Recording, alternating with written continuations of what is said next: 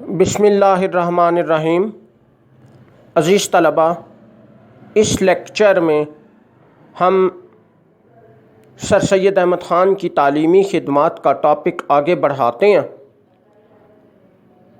میں آپ کو بتا رہا تھا کہ سر سید احمد خان بھی اپنے بیٹے کے ساتھ برطانیہ چلے گئے۔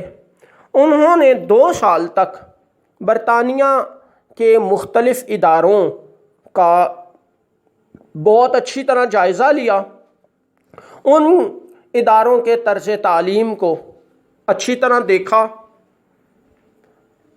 مختلف لوگوں سے ملاقاتیں کیں اور اپنے ملک میں تعلیمی منصوبے بنانے کے حوالے سے تبادلہ خیال کیا۔ اس طرح 1871 عیسوی میں 1871 میں وہ برصغیر واپس آئے تو اپنے ذہن میں بہت سارے آئیڈیاز اور بہت سارے مشاہدات لے کر آئے جو کہ انہوں نے اپنے مشن کو آگے بڑھانے کے لیے دورہ برطانیہ سے اخذ کیے تھے۔ یہ جو ان کا دورہ برطانیہ تھا، یہ آئندہ کے بہت بڑے مشن کی ایک بڑی اہم بنیاد ثابت ہوا۔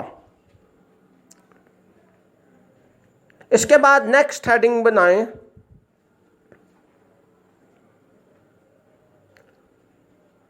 علی گڑھ کالج فنڈ ریزنگ کمیٹی کا قیام۔ علی گڑھ کالج فنڈ ریزنگ کمیٹی کا قیام۔ یہاں بھی میں آپ کو ایک بات کلیئر کرتا چلوں کہ ان تمام تر ہیڈنگز کو میں کافی زیادہ شارٹ کر رہا ہوں، ان میں سے کافی ساری تفصیلات کو چھوڑ رہا ہوں، کیونکہ ویسے مجموعی طور پر تو یہ خاصا لمبا ٹاپک ہے، لیکن آپ کے لیول پہ 20 نمبر کے ایک کوشچن کی حد تک اس ٹاپک کو میں شارٹ کر رہا ہوں تاکہ آپ میں سے ہر اسٹوڈنٹ بہت آسانی سے اس کو سمجھ لے اور پرچے کے لیے تیار کر لے۔ اس کی ڈیٹیل اس طرح سے ہے کہ سر سید احمد خان نے واپس آ کے کچھ عرصہ بعد ایک کمیٹی بنائی جس کا نام کمیٹی خواستگاران ترقی تعلیم مسلمانان تھا۔ یہ یعنی اس کی اردو، اس کمیٹی کے نام کی اردو ٹرانسلیشن یا اردو ترجمہ ہے۔ آسان ترین الفاظ میں یہ کہہ لیں کہ مسلمانوں کی تعلیمی ترقی کی کوشش کرنے والے لوگوں کی ایک کمیٹی، یعنی ایسے لوگوں کی ایک کمیٹی بنائی جو تعلیمی حوالے سے کافی نالج رکھتے تھے اور مسلمانوں کی تعلیمی ترقی کے لیے کوششیں کرنا چاہتے تھے۔ بہت آسان الفاظ میں یوں آپ کو سمجھایا جا سکتا ہے۔ ان لوگوں نے مل بیٹھ کے کافی غور و خوض کیا اور اس کے بعد یہ فیصلہ کیا کہ ایک علاقہ ہے شمالی ہندوستان میں، بڑا مشہور علاقہ ہے موجودہ زمانے میں بھی، اس کا نام ہے علی گڑھ۔ علی گڑھ میں ایک تعلیمی ادارہ قائم کیا جائے۔ علی گڑھ اپنی جغرافیائی نوعیت کے حساب سے بڑا اہم تھا۔ پورے بر صغیر سے علی گڑھ پہنچنا اس طرح سے آسان تھا کہ علی گڑھ بہت سارے علاقوں کے جنکشن پر واقع تھا، اس لیے اور دیگر بعض وجوہات کی بنیاد پر بھی جن کا تفصیلی ذکر ہم بعد میں کریں گے، علی گڑھ کا انتخاب کیا گیا۔ ظاہر ہے کہ یہ اتنا بڑا پروجیکٹ کوئی ایک شخص یا چند لوگ مل کے نہیں شروع کر سکتے تھے، اس کے لیے بہت بڑے پیمانے پر پیسوں کی ضرورت تھی، وسائل کی ضرورت تھی، اس لیے ایک الگ سے کمیٹی بنائی گئی جو کہ میں نے آپ کو ہیڈنگ لکھوائی ہے علی گڑھ کالج فنڈ ریزنگ کمیٹی کے نام سے۔ اس کمیٹی نے بڑے پیمانے پر سرکردہ اکابرین سے ملاقاتیں کیں اور کالج کی تعمیر کا منصوبہ اور اس کی ضرورت پر مخیر حضرات کو آگاہ کیا اور بڑے پیمانے پر چندے اکٹھے کیے۔ آخر کار सन 1875 में 1875 में इतना रुपया इकट्ठा हो गया कि इब्तदाई सतह पर तालीमी मिशन का आगाज़ किया जा सके। इस हवाले से एक छोटी इमारत बनाई गई और तालीमी प्रोजेक्ट शुरू किया गया। यहाँ से आप एक और हेडिंग बनाएं। ये हेडिंग है MAO हाई स्कूल अलीगढ़ का क़याम। MAO हाई स्कूल अलीगढ़ का क़याम 1875 ईस्वी। अब यहाँ मैं आपको थोड़ी सी आगे बढ़ने से पहले एक चीज़ एक्सप्लेन कर दूँ कि ये MAO क्या चीज़ थी। हाई स्कूल तो आप जानते होंगे, जैसे कि आप ख़ुद भी स्कूलों से पढ़ के आए हैं कि जो स्कूल मैट्रिक तक की तालीम देता है उसे हाई स्कूल कहते हैं। MAO क्या चीज़ थी? ये मुखफ़फ़ है अंग्रेज़ी ज़बान में मुहम्मडन एंग्लो ओरिएंटल का। M for मुहम्मडन, A for Anglo, O for oriental. मुहम्मडन Anglo oriental. अब इसका मतलब क्या है? मुहम्मडन, ये मैं आपको बहुत आसान करके समझाने की कोशिश कर रहा हूँ।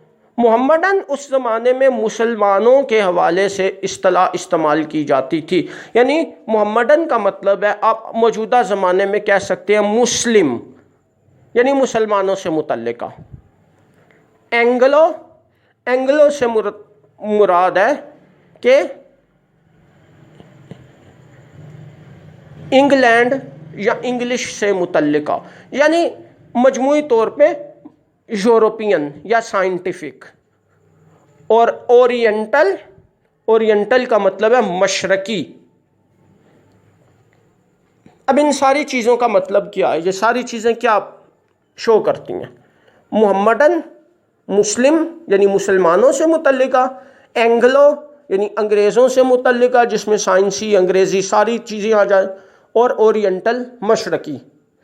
यानी इसका मतलब यह है कि ये ऐसा तालीमी इदारा होगा कि जिसमें इस्लामी, अंग्रेज़ी और मशरकी तीनों तरह की तालीम दी जाएगी। इस्लामी से मुराद है कुरान पाक और दीगर दीनी उलूम, जिसमें मुसलमानों की तारीख़ और दीगर मौज़ूआत भी शामिल हैं।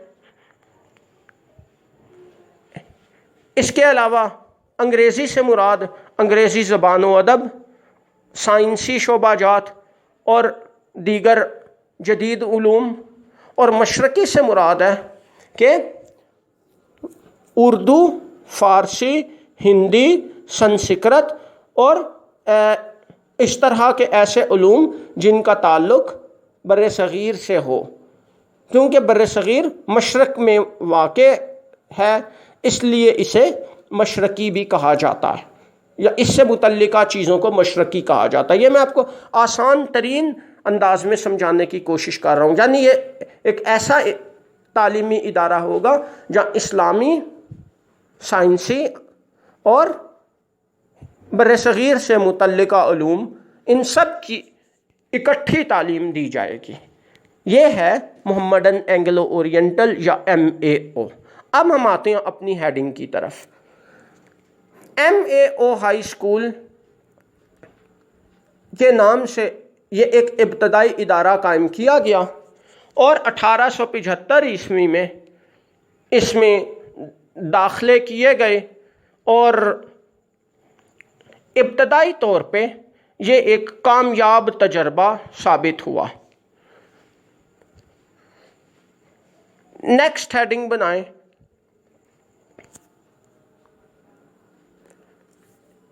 MAO कॉलेज अलीगढ़ का क़याम जनवरी 1877 ईस्वी। MAO कॉलेज अलीगढ़ का क़याम जनवरी 1877 77 1877 ईस्वी। कुछ अरसे बाद इस कॉलेज इस स्कूल को तरक्की देकर कॉलेज बनाने का फैसला किया गया। स्कूल की हैसियत से इब्तदाई साल में इस इदारे ने काफ़ी तरक्की की और कामयाबी हासिल की, तो ये फ़ैसला किया गया कि इसको कॉलेज का दर्जा दिया जाए। मज़ीद कुछ चंदे भी इकट्ठे हो चुके थे, इमारत में तोसी हो चुकी थी, यानी नए ब्लॉक बन चुके थे, और कॉलेज की सतह पर तालीम शुरू करने का इंतज़ाम आहिस्ता आहिस्ता हो चुका था। चनाचे 1877 में इसको कॉलेज का दर्जा दे दिया गया। इस हवाले से जो एग्जैक्ट डेट्स हैं वो मैं आपको ऑब्जेक्टिव क्वेश्चंस के हवाले से रिपीट भी कर दूंगा, ताकि आप ऑब्जेक्टिव क्वेश्चंस के हवाले से उनको अच्छी तरह तैयार कर लें। इस मकसद के लिए वायसराय लॉर्ड लिटन को दावत दी गई। वो अलीगढ़ आया और उसने इसका इफ्तिताह किया। इस हवाले से हुकूमत की तरफ से इस कॉलेज की सरपरस्ती करना यानी माली मदद करना भी मंजूर किया, और इस तरह इस कॉलेज को इब्तदाई दौर में काफ़ी ज़्यादा पजीराई हासिल हुई।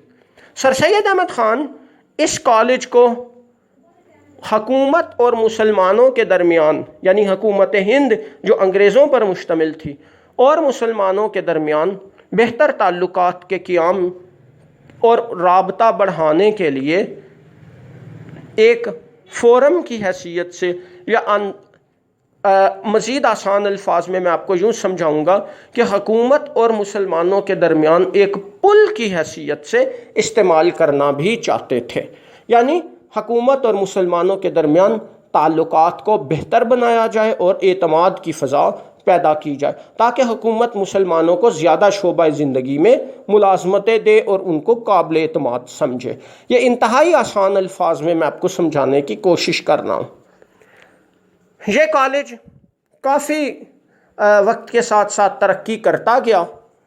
पूरे हिंदुस्तान से बच्चे इस कॉलेज में आने लगे और हर किसी की ये ख्वाहिश होती थी कि वो अपने बच्चों को इस कॉलेज में भेजे। इस कॉलेज में मुसलमान, गैर मुस्लिम, बिलखुसूस अंग्रेज़ असातिज़ा की खिदमात हासिल की जाती थीं। मुसलमानों में भी सरकर्दा शख्सियात ने अपने अपने शोबाजात में इस कॉलेज में खिदमात अंजाम दी, और उस ज़माने की अजीम तरीन दरसगाहों में से बहुत जल्द इस कॉलेज ने अपना मकाम पैदा किया। नेक्स्ट हेडिंग बनाएं,